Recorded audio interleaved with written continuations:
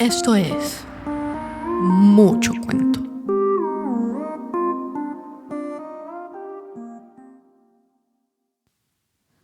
Este cuento está basado en hechos reales. Algunos nombres y lugares han sido cambiados para proteger la identidad de sus protagonistas.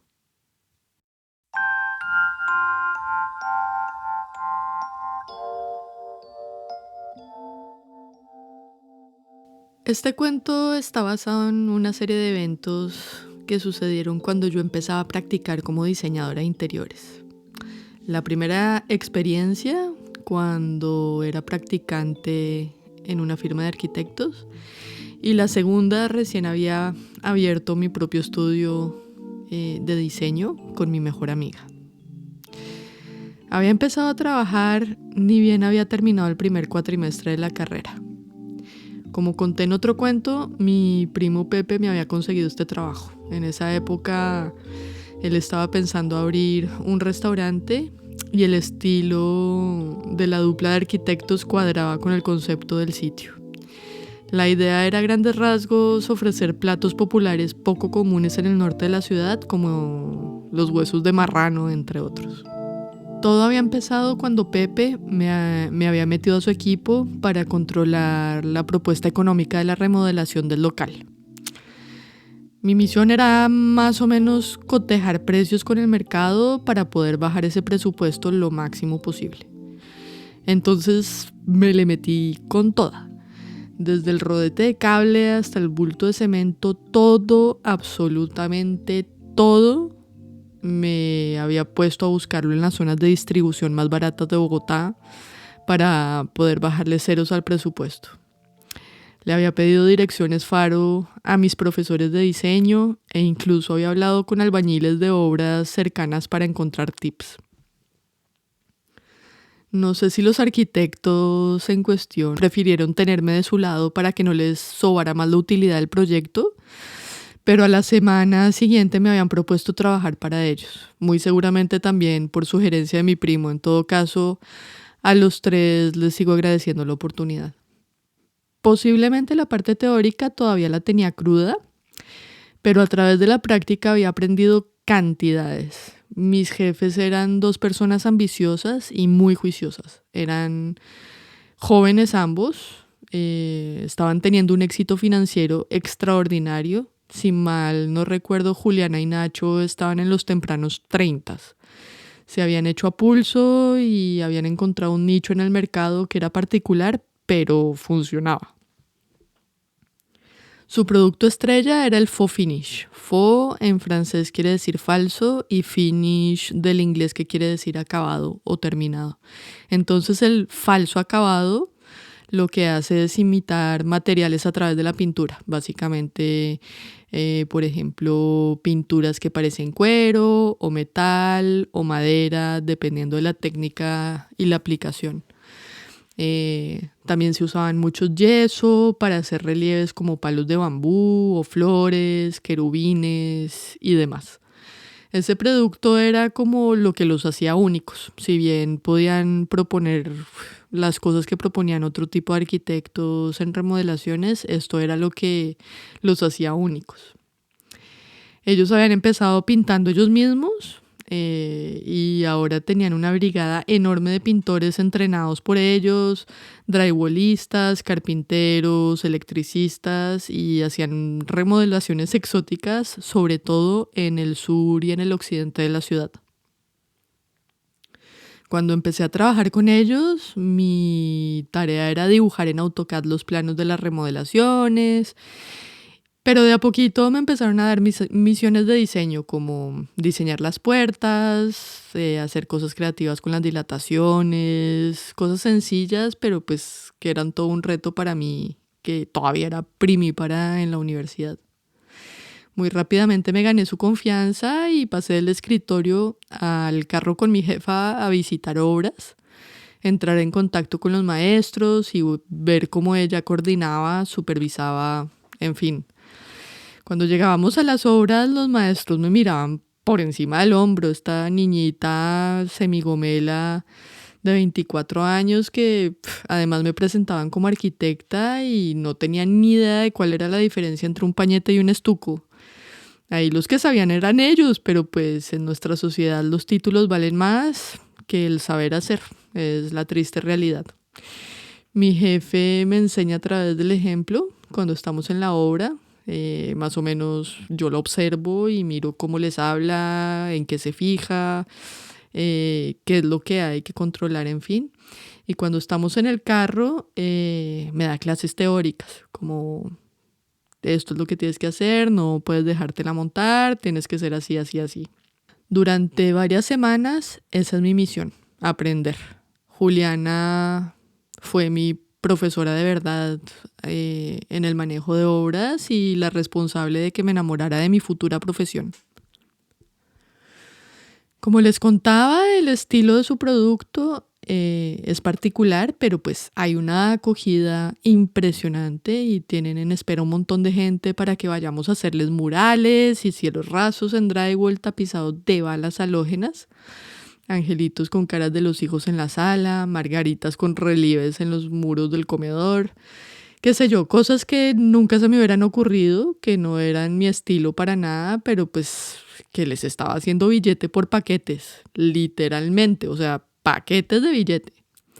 La gente cree que la plata está en Rosales, el Chico o Santana, pero donde yo he visto billete físico y real es en el occidente y el suroccidente de la ciudad.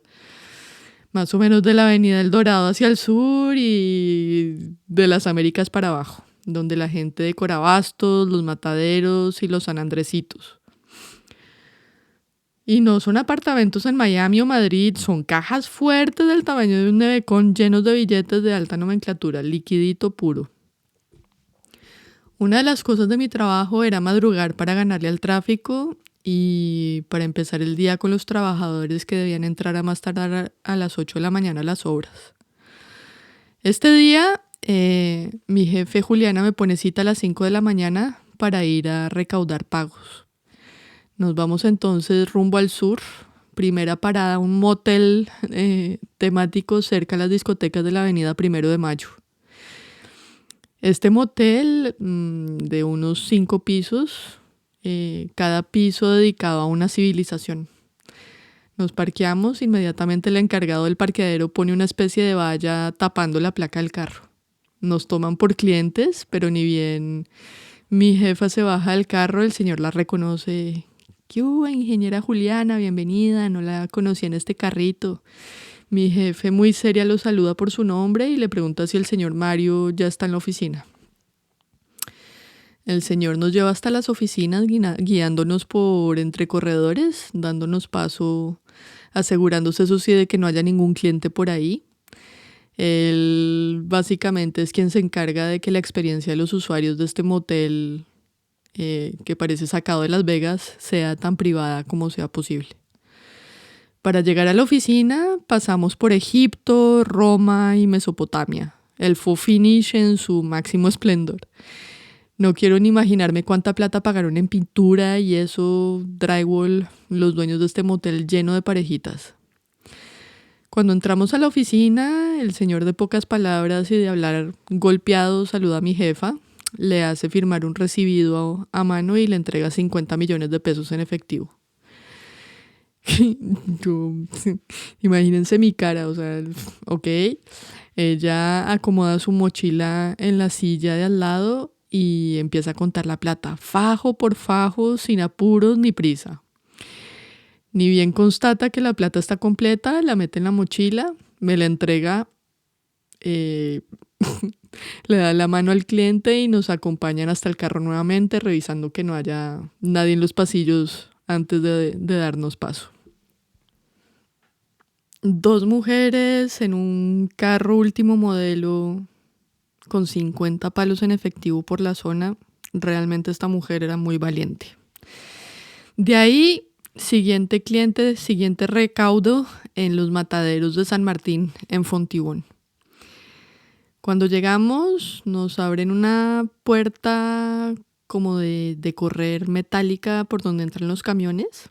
Inmediatamente el olor a muerto se registra en mi cerebro para siempre. Es un olor metálico, amargo, asqueroso. El piso de cemento está siendo en ese momento manguereado y la sanguaza se desliza hasta la rejilla larga que vamos bordeando. Al final de la rejilla hacemos un giro a la izquierda y llegamos a un corredor lleno de puertas de colores diferentes. Todas estas puertas son metálicas y yo diría que hasta blindadas. Golpeamos en una de ellas, me da la impresión que mi jefe ya ha venido porque pues, se conduce con propiedad en el lugar. Encima de la puerta hay una cámara y la puerta tiene un ojo visor que me doy cuenta que alguien está detrás por el cambio de luz. Nos abre un señor corpulento con un revólver en el cinturón y a este revólver le tiene puesta la mano encima. No dice nada y una voz detrás nos pide que entremos. Un señor de unos 50 años con una barrigota está sentado tras un escritorio tapizado en cuero de vaca. A su izquierda hay una caja fuerte como la de las películas, más o menos del tamaño de la nevera de mi casa, con la rueda esa de seguridad. El tipo es simpatiquísimo, nos saluda y le echa flores a mi jefa de lo lindo que está quedando todo en la casa, que la esposa está feliz, que muchas gracias. Y le dice que ahí nos van a estar llamando el hermano y no sé quién más, que quieren que les hagamos la casa a ellos también. Ni bien dicho eso, saca del escritorio una bolsa de plástico de algún supermercado, creo que de la Olímpica. Se la pasa al guardaespaldas que nos había abierto la puerta y se voltea y le dice a mi jefe, ¿cuánto es que le debo, Julianita? Y entonces mi jefa le responde 27. Y entonces el tipo se voltea y le dice al guardaespaldas, ya oyó a la señorita. Entonces el tipo se voltea como un robot, abre la caja fuerte y saca fajo a fajo 27 millones de pesos, que yo diría que es más o menos el 1% de los billetes guardados dentro de la caja fuerte. Mi jefa otra vez lo cuenta juiciosamente, despacito, sin apuros. Cuando termina se levanta, nos despedimos y nos vamos. De regreso hacia el carro nos toca pasar nuevamente por la zona que están limpiando llena de sangre. Es duro para el estómago, pero ahora ya parecemos más dos conductores de camión Brinks que cualquier otra cosa. Eso sí, no tenemos armas ni chalecos antibalas. Estamos, yo diría que en peligro. Y no hemos terminado. Ahora dirección a Ayuelos, a cobrar en 2 apartamentos de clientes que tienen negocios en San Andresito. Uno, 10 millones de pesos, el otro 5. Y con toda esa fortuna nos vamos de regreso a la oficina en la calle 92, donde nos sentimos un poco más en seguridad. Ni bien la maleta se vacía, se empiezan a llenar sobres con la plata de la nómina de toda la cuadrilla. Primero se pagan empleados, luego se invierte, me dice mi jefe. Me acuerdo que lo primero en lo que querían invertir era en un book profesional con el que pudiéramos ofrecer los estilos de pintura. Y yo lo diseño. Diseñamos una especie de cuaderno y cada página tiene la técnica, fotos de la técnica, fotos de obras con la técnica y hacemos un book muy completo. Se vuelve más fácil ofrecerle a los clientes los productos porque es un catálogo claro y eso costó bastante plata, me acuerdo, pero fue una súper herramienta. Y a partir de ese momento, además porque esa época, yo creo que esto fue 2004, 2005, todavía internet y todas esas cosas, o sea, no había redes sociales, era el book, la tarjeta, la vaina. Entonces me acuerdo que yo había estado a cargo de ese proyecto y ese proyecto empieza a cambiar las cosas para la empresa. Empezaron a llegar clientes de otros sectores. Una de las que me acuerdo era la dueña de una EPS muy grande de Colombia, que estaba construyendo un finconómetro enorme en Subachoque, una casa que yo creo que tenía mínimo 2.000 metros cuadrados construidos. Le había gustado una de las técnicas de pintura para unos nichos en la entrada y habíamos hecho mi buena relación. Era una señora muy pinchada, muy querida conmigo. Me acuerdo que siempre que llegábamos a Subachoque le pedía al chofer que nos parara en la tiendita, en una tiendita especial que le gustaba a ella, donde hacía unos buñuelos espectaculares, y antes de ir hasta la casa a la obra nos sentábamos a comernos un buñuelo. Ella se tomaba una avena tal vez. Y se había vuelto como todo un ritual la ida a la obra, parar a comer buñuelo. Y me acuerdo que eran muy marianos. Y me había llamado la atención que en ese cuarto donde tenían el altar para la Virgencita tenían una foto de ellos dos con el presidente Uribe. Así de poco empezaron a cambiar las cosas en la empresa. Rápidamente aparecen inversionistas que quieren llevarse una franquicia para otros países. Y es entonces cuando aparece alguien que quiere llevárselos para Estados Unidos para crear la empresa en la Florida. Y entonces quedo yo encargada de las 20 y pico, 30 y pico horas que estaban corriendo, pues a ellos ya empezar a ganar en dólares y que se los llevaran con promesas de green card y residencias y otros. Pues le ganaba cualquier cosa que pudiera estar pasando en Colombia, por buena que fuera. Entonces un día me dicen que voy a quedar a cargo de las cosas mientras se van a la Florida, pues a tantear el territorio. La idea es que se iban a ir el término de lo que duraba la visa de turista, a trabajar, pues, a ver cómo funcionaba la cosa, y pues más o menos estaban dejando botada la empresa y me la estaban confiando a mí. Y aquí es donde empieza el episodio que va a dar fin a mi trabajo para ellos. La empresa tenía un cliente estrella. Era un tipo joven, me acuerdo que era guapísimo y tenía varias propiedades, todas en la zona Malboro de Bogotá. Era otro nivel de cliente, si bien no tenía el mejor gusto, era el cliente o uno de los clientes con mejor gusto de la cartera de clientes. Ya nos conocíamos, yo creo que me tenía confianza. Yo había estado ya a cargo de su obra en el apartamento que tenía en el Chicó desde ya hacía un par de meses. Y pues en vista de que mis jefes habían saltado del barco, pues ya el trato era directamente conmigo. Y unos días antes de este último encuentro con él, me acuerdo de estar sentada con Carlos, el director de la obra del edificio como tal. O sea, yo trabajaba en uno de los apartamentos del edificio que estaba en obra y este era el director de la obra del edificio.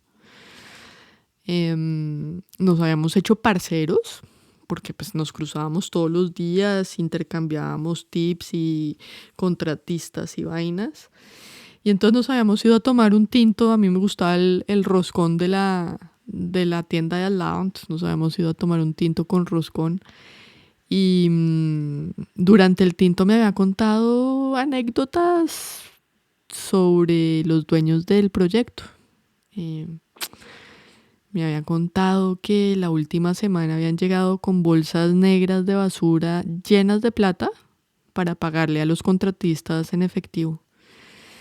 Me dice entre chiste y chanza que tiene miedo por su vida, que él ha visto mucha cosa y pues que si estos tipos son traquetos, pues, que los traquetos no dejan cabos sueltos.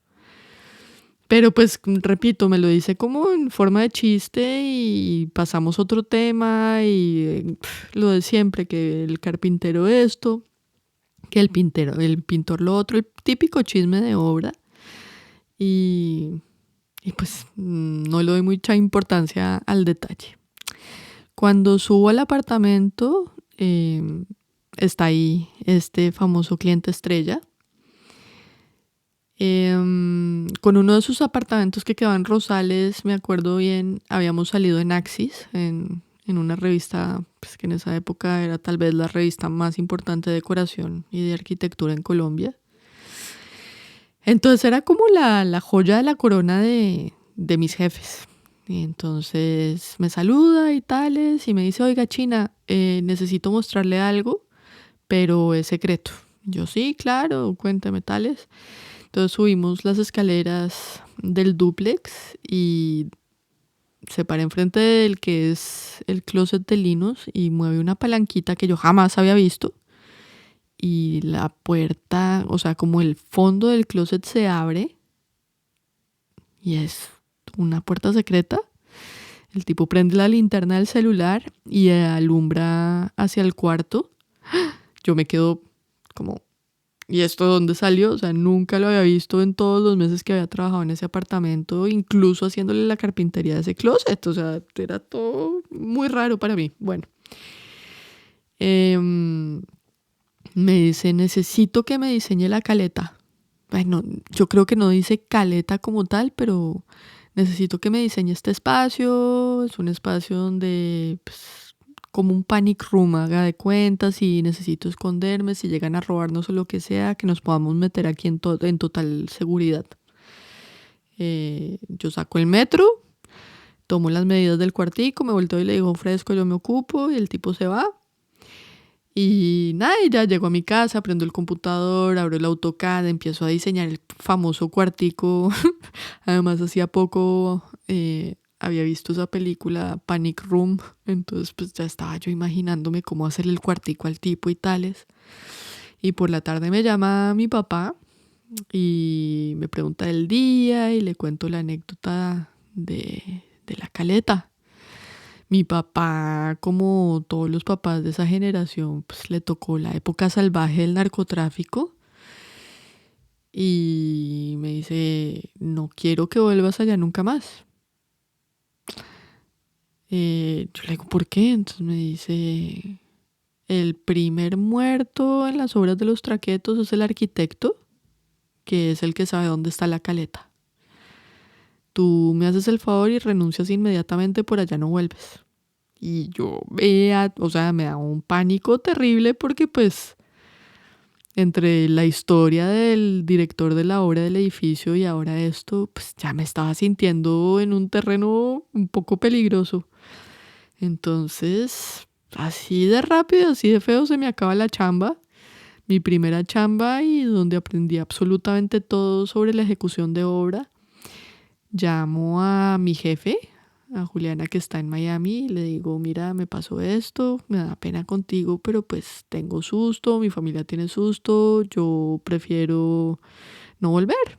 Entonces, ella se devuelve a Bogotá a cerrar obras y pues a ocuparse de todo para poderse ir a instalar en la Florida, donde parece que todo está funcionando muy bien.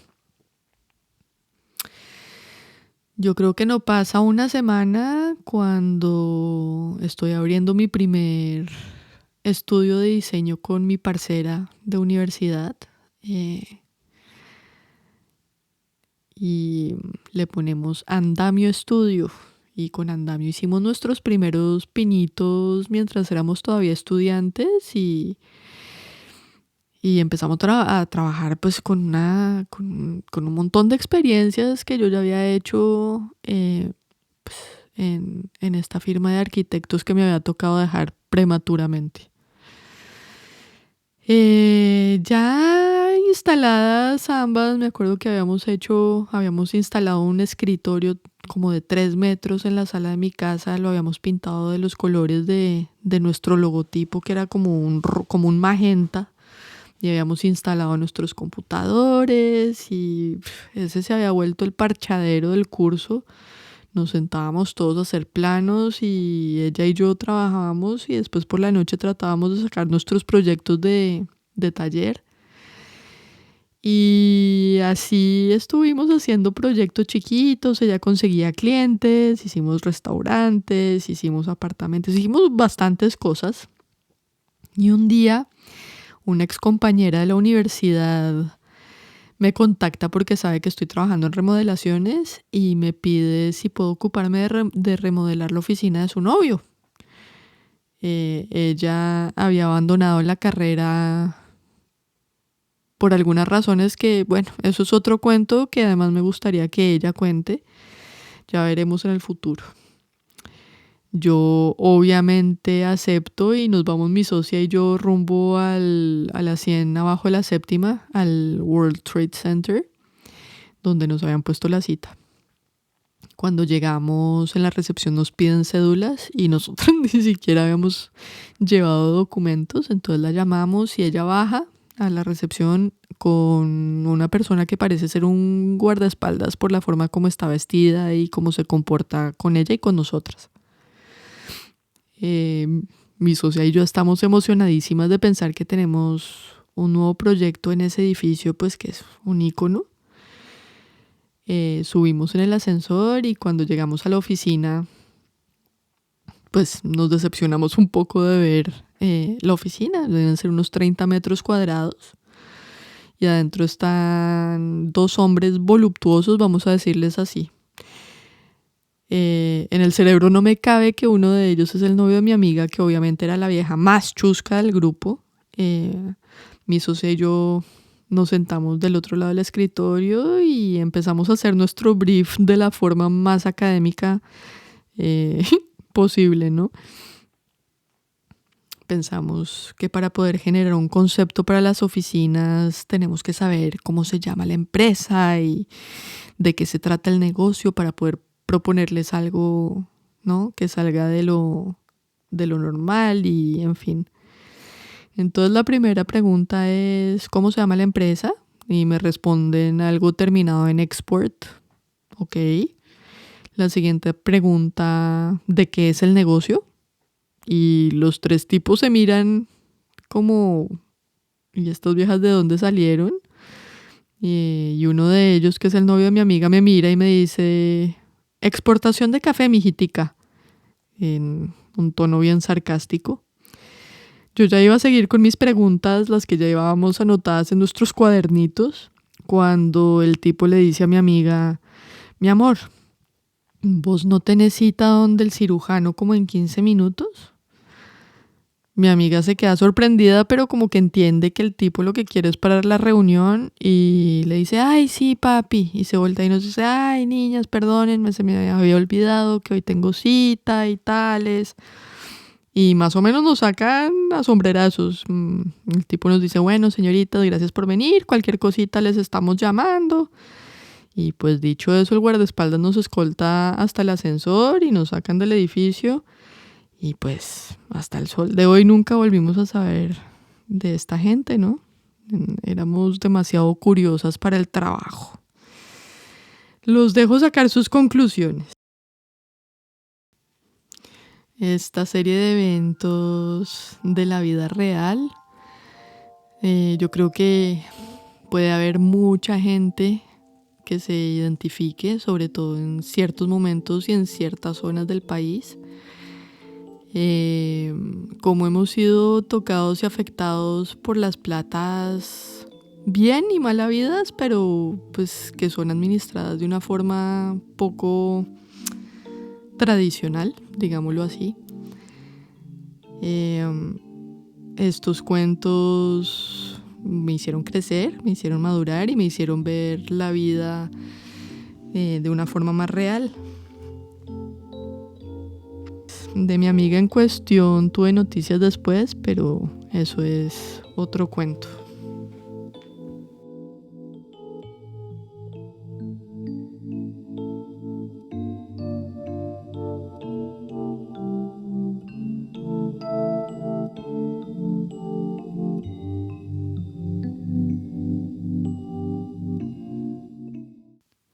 Si quieres compartir tu cuento, escríbenos a muchocuentopodcast@gmail.com y sobre todo, no olvides suscribirte para no perderte el próximo cuento.